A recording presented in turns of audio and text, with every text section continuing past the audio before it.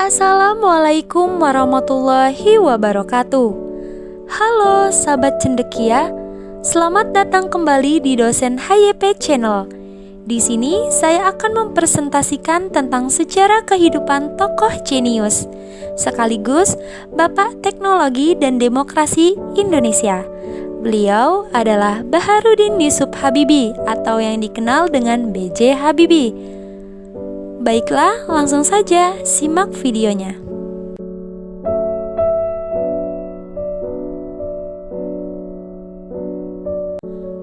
Presiden ketiga Republik Indonesia Baharudin Yusuf Habibie atau yang biasa disebut B.J. Habibie lahir di Parepare, Sulawesi Selatan pada 25 Juni tahun 1936. Beliau merupakan anak keempat dari 8 bersaudara, pasangan Alwi Abdul Jalil Habibie dan R.A. Tuti Puspo Wardojo.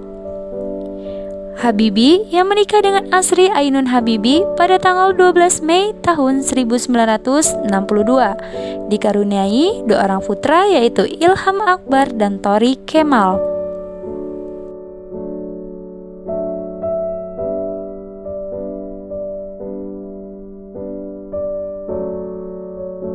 Masa kecil Habibie dilalui bersama saudara-saudaranya di Parepare, Sulawesi Selatan.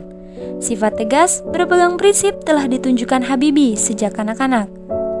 Habibie yang punya kegemaran menunggang kuda harus kehilangan ayahnya yang meninggal dunia pada 3 September tahun 1950 karena terkena serangan jantung. Tak kalah setelah ayahnya meninggal, Habibie pindah ke Bandung untuk menuntut ilmu di Government Medialburn School. Di SMA, beliau nampak menonjol prestasinya, terutama dalam pelajaran-pelajaran eksakta. Habibie menjadi sosok favorit di sekolahnya, serta tamat SMA di Bandung tahun 1954. Beliau masuk di Universitas Indonesia di Bandung atau sering disebut ITB dan mendapat gelar diploma dari Teknik Husul Jerman tahun 1960 dan kemudian mendapat gelar doktor dari tempat yang sama pada tahun 1965. Habibie menikah tahun 1962 dan dikaruniai 2 orang anak.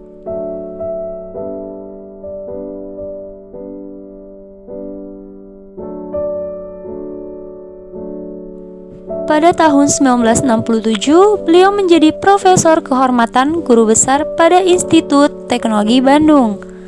Langkah-langkah Habibie banyak dikagumi, penuh kontroversi, banyak pengagum, namun tak sedikit pula yang tak sependapat dengannya. Setiap kali meraih penghargaan bergengsi Theodore Farkamat Award itu kembali kepada habitatnya, Jerman. Beliau selalu menjadi berita.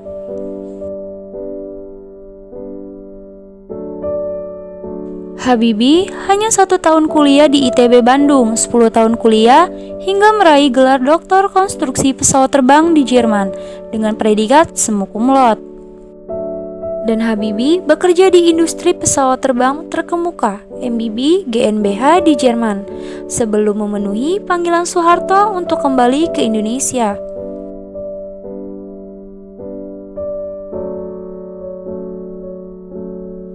Di Indonesia, Habibie 20 tahun menjabat Menteri Negeri Ristek atau Kepala BPPT memimpin 10 perusahaan BUMN industri strategis. Dipilih MPR menjadi Wakil Presiden RI dan disumpah oleh Mahkamah Agung menjadi Presiden Republik Indonesia menggantikan Soeharto. Soeharto menyerahkan jabatan presiden itu kepada Habibie berdasarkan pasal 8 Undang-Undang Dasar 1945. Sampai akhirnya, Habibie dipaksa pula lengser akibat referendum Timor Timur yang memilih merdeka. Pidato pertanggungjawabannya ditolak MPRI, beliau pun kembali menjadi warga negara biasa. Kembali pula hijrah bermukim ke Jerman. Pada saat itu, masa kepresidenannya, Habibie mewarisi kondisi dengan keadaan negara yang sedang kacau. Pasca pengunduran diri Soeharto pada masa Orde Baru sehingga menimbulkan maraknya kerusuhan dan disintegrasi hampir seluruh wilayah Indonesia.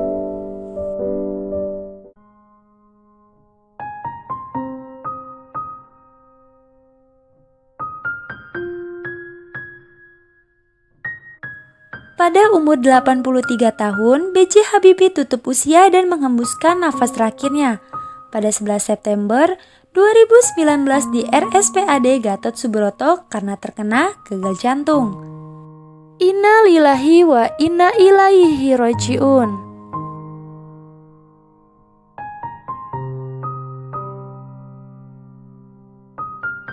Sebelumnya, Ainun sudah terlebih dahulu meninggalkan Habibie pada 22 Mei 2010. Pada saat itulah, Habibie sangat terpukul dengan wafatnya sosok yang ia sayangi. Kemudian, ia dimakamkan tepat di samping istrinya yaitu di Taman Makam Pahlawan Kalibata pada 12 September 2019 pukul 14.00 waktu Indonesia bagian Barat.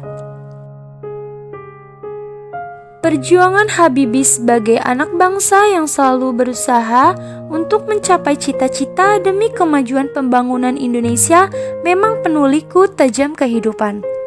Banyak sekali pengalaman hidupnya yang bisa dijadikan pelajaran, mulai dari kerja kerasnya, bersekolah di Jerman, perjuangan di kancah politik, hingga cinta setia dan penuh kasihnya bersama sang istri pun menjadikan film Habibie dan Ainun. Film yang dibintangi Reza Rahardian dan Bunga Citra Lestari menceritakan kisah Habibie bersama Ainun. Dalam film ini pun, Habibie sempat jatuh cinta dengan gadis asal Polandia sebelum akhirnya menikah dengan Ainun. Dimuat juga cerita mengenai cinta segitiga yang sempat dialami oleh sang mantan Presiden Indonesia. Habibie berkata, "Tak perlu seorang yang sempurna, cukup temukan orang yang selalu membuatmu bahagia dan membuatmu berarti lebih dari siapapun. Walau raga telah terpisahkan oleh kematian, namun cinta sejati tetap akan tersimpan serta abadi di relung hati." Selamat jalan Habibie, selamat jalan Ainun. Semoga cinta sejati akan abadi di sana. Itulah segelumit biografi singkat Bapak B.J. Habibie. Semoga dapat menginspirasi kita semua. Wassalamualaikum warahmatullahi wabarakatuh.